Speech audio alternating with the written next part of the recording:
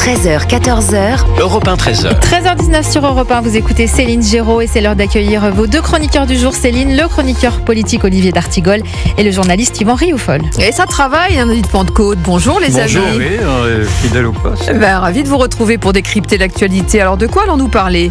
Eh bien, un an après la victoire aux Européennes, le Rassemblement national et ses alliés européens se retrouvent dans le Loiret aujourd'hui. Une opportunité pour sortir d'une spirale plutôt morose pour Marine Le Pen et Jordan Bardella. On se posera la question. Et pendant ce temps, Emmanuel Macron, au sommet des océans à Nice, qui nous refait encore la leçon. Nous devrions parler écologie plutôt que de nous indigner sur l'invasion du pays et les derniers faits divers. Est-ce qu'il est hors sol, le président ? Enfin, 10 milliards d'euros de dettes, des voyages, des subventions loufoques. Anne Hidalgo prépare-t-elle sa reconversion professionnelle sur le dos des contribuables parisiens ? Ça fait causer.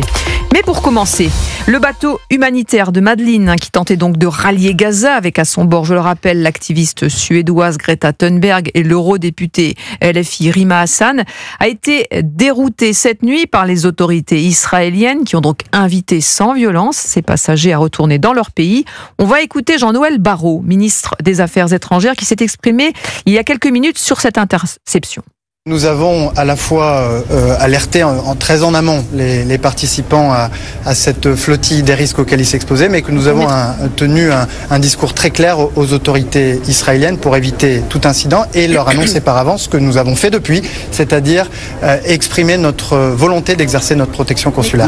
Dès qu'ils mettront le pied sur le territoire israélien, nous souhaitons pouvoir entrer en contact avec eux. Mais nous avons, comme je vous l'ai dit, des échanges réguliers avec les autorités israéliennes. Nous en avons eu en amont. Nous en avons eu dès le moment de l'interception et nous allons continuer à en avoir.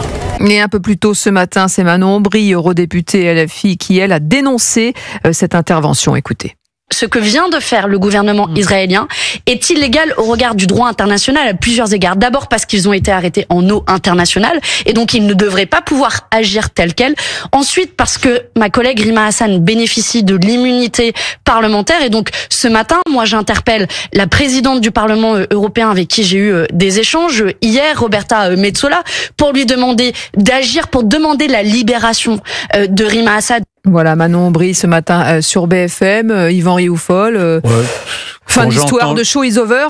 Quand j'entends le ministre des Affaires étrangères alimenter une sorte de prise de risque qu'aurait pris cette croisière mondaine en voulant atteindre Gaza, il n'y avait aucun risque, on le savait très bien. Pour vous, c'est une croisière mondaine ? C'est une croisière moderne, naturellement. C'est la croisière des selfies. Ça a été désigné ainsi. J'ai vu ça sur les réseaux sociaux. C'est assez bien vu. Oui, c'est une opération de communication. C'est le gouvernement israélien qui dit le selfie. Qui ne prenait aucun risque, comme on savait très bien, parce que les Israéliens ne sont pas fous. Il n'est pas question. Il n'y a pas eu un seul acte de violence. Le bateau a été arraisonné. On a distribué des sandwichs, de l'eau minérale, etc. Et ce beau monde va être reconduit immédiatement en France, sans passer naturellement par la casse-prison ou je ne sais quoi. Enfin, il y a eu tout un fantasme, et je trouve que Jean-Noël Barrot contribue à ce fantasme-là en disant que la France va apporter immédiatement sa protection à cette croisière. Après, c'est vrai que c'est illégal d'intercepter un bateau dans les eaux internationales. Manon Aubry n'a pas tort. Nous sommes dans un pays en guerre. C'est un pays en guerre avec un embargo. Et donc, pour aller plus loin dans le fond, je fais le reproche, moi, au ministre des Affaires étrangères, de cautionner, dans le fond, effectivement,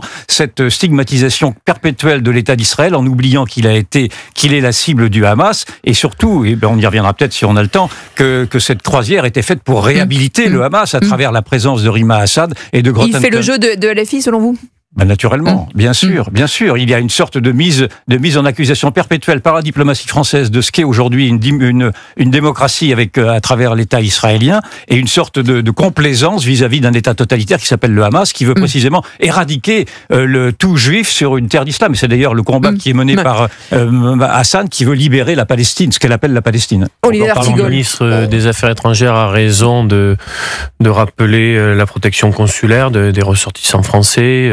Mais est-ce qu'ils ne les protègent pas quelque part ? Parce que l'idée, c'était peut-être de se faire interpeller. On le sait très bien que s'ils avaient accosté à Gaza, qui les aurait accueillis ? Les membres du Hamas n'auraient-ils pas pris plus de risques avec leurs 100 kilos de farine, les 600 couches et quelques paires de béquilles ? Donc je pense que le ministre des Affaires étrangères est dans son bon droit de rappeler la protection consulaire. Manon Aubry a raison quand elle rappelle le droit international qui n'a pas été respecté par l'État d'Israël, comme d'ailleurs l'État d'Israël, le gouvernement Netanyahou, parce que je fais toujours la distinction entre le gouvernement Netanyahou et Israël ne respectent pas le droit humanitaire international, la situation faite. Mais est-ce que la mise en scène n'est pas un peu délétère et un peu pas pathétique? Pardon, je suis un peu provoque. Vous pouvez la qualifier comme vous voulez. En tout cas, moi, je n'ai pas pris à la dramaturgie un peu grotesque concernant cette embarcation. Vous avez remarqué que c'est un bateau à voile, mais que les voiles n'étaient jamais sorties. Céline, si je peux terminer, parce que là, je ne peux pas terminer. Allez-y, Olivier D'Artigol. Voilà, donc je n'ai pas pris à la dramaturgie de ce bateau-là. C'est beaucoup de communication, il est vrai, mais d'autres communiquent aussi beaucoup dans l'autre sens. Moi, mon seul sujet, c'est la situation humanitaire catastrophique dans la bande de Gaza après 1 an et demi de guerre où véritablement les civils palestiniens sont... Donc pour vous, c'est réussi, c'est-à-dire qu'elles mettent la lumière sur cette opération? Non, je pense que la lumière, elle est déjà là. Vous savez, il y a énormément de pays dans le monde aujourd'hui qui... le gouvernement Netanyahou est en train de s'isoler, est en train de perdre cette guerre sur le plan, j'ai envie de dire, presque des valeurs morales. Il y a eu le pogrom du 7 octobre, il y a eu donc cette monstruosité, cette barbarie, et face à cela, le Hamas n'a pas été vaincu, la population israélienne vit, la population israélienne, y compris, vit un débat interne à la société israélienne. Oui, mais le Hamas n'est jamais mis en cause, hein, vous avez remarqué dans ce débat. Oui, c'est la grande distinction que j'ai avec Rima Hassan. Mais donc, le vrai sujet, il est la manière dont on peut arrêter ce qui se passe aujourd'hui sur la bande de Gaza, tout en assurant la protection, la sécurité pour le peuple israélien. Là, le sujet, c'est cette opération. Je sais que vous n'êtes pas du tout d'accord. Je ne suis pas du tout d'accord. Il doit y avoir une lucidité minimum, un esprit critique minimum. Je conviens qu'il y a une opération de communication, on peut la juger réussie peut-être, et en effet, mais dans ce cas-là, c'est de la poudre aux yeux, et surtout cette communication... Le nombre d'abonnements au compte de Rima Hassan a explosé. Mais de toute façon, ils sont très doués. LFI est très doué, Rima Hassan est très doué. Si on doit lui reconnaître une qualité, elle est très douée pour la communication et pour la propagande. Mais ce qui est très grave, c'est de ne pas voir que derrière cette opération de communication, il y a une opération de réhabilitation de ce qu'est le Hamas précisément. Et c'est bien le Hamas qui est conforté aujourd'hui dans sa résistance face à Israël, qui est encore un État démocratique qui est systématiquement nazifié et que l'on accuse de génocide, alors que même la dialectique profonde du Hamas est génocidaire. On peut être en soutien d'Israël. Je ne t'ai pas interrompu. Alors même que cette dialectique est génocidaire dans la mesure où le Hamas lui-même lutte pour la libération de ce qu'il appelle la Palestine, c'est-à-dire pour l'éradication, l'épuration ethnique de toute cette terre d'islam, de tout juif. On peut vouloir la sécurité et la paix pour Israël et les Palestiniens, tout en critiquant aujourd'hui la stratégie jusqu'au boutiste de Benjamin Netanyahou. Pas au point de réhabiliter le Hamas. Olivier D'Artigol, on continue. On continue à décrypter l'actualité, les amis. Je suis désolé, quand tu appuies sur une croisière de la honte, tu appuies effectivement cette manipulation faite au profit du Hamas. On continue à discuter, à décrypter l'actualité. Dans quelques instants, on va parler de ce rassemblement national qui se retrouve dans le Loiret, dans un tout petit village, avec ses alliés européens, pour tenter de relancer la spirale plutôt morose du parti. À tout de suite. Il est 13h27, vous écoutez Céline Géraud sur Europe 1. Europe 1, 13h.